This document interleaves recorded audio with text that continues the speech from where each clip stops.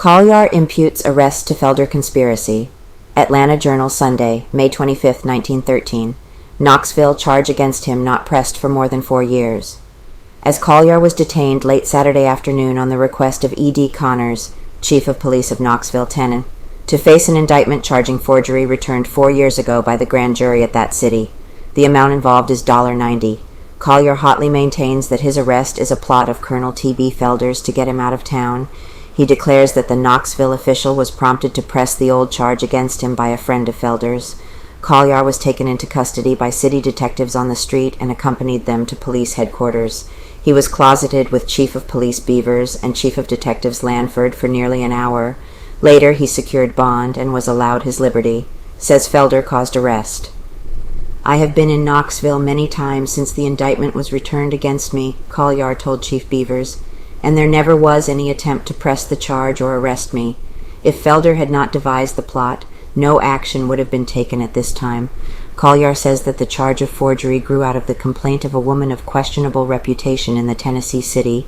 His statement was corroborated by the Chief of Police of Knoxville in a long-distance message to Chief Beavers.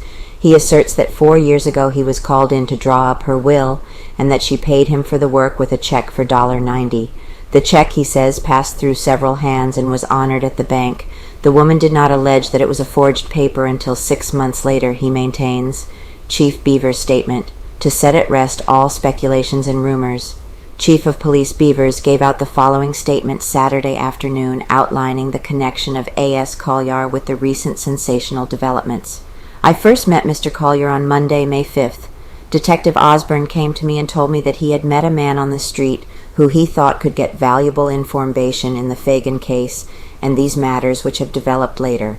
He named Colyar and said he had known him for several years. I told Detective Osborne to have Colyar call on me in my office. Colyar refused to come, and I went to his room in the Williams house, num 2. He told me then that he thought he could get valuable information for me, and I told him if he could get it in a legitimate and honest way to go ahead. That is the extent of my personal acquaintance with Colyar. I didn't speak to him again until today, although I was, of course, advised of his activity and the part he took in the case by Chief of Detectives Lanford. Colyar aids detectives." Chief Lanford, in commenting on Colyar's connection with the detective department, said that he was by no means an agent of the city and that he had only worked with the local detectives because it was thought his aid would be valuable. "We are always ready to accept any aid of real value," said the chief, and we did not, of course, refuse his. He said that he had been associated with Colonel Felder for several years and that the latter owed him a considerable sum of money for copying and writing he had done for him in legal cases. I think he said he did $12,000 worth of work and received only $600 for it. "I had several conferences with Mr. Colyar, and he always was square in his dealings with me. In connection with the charges of Colonel Felder, I would like to ask the Colonel why, if he thought Colyar a crook and all the rest of the things he called him, he let himself be led into a trap."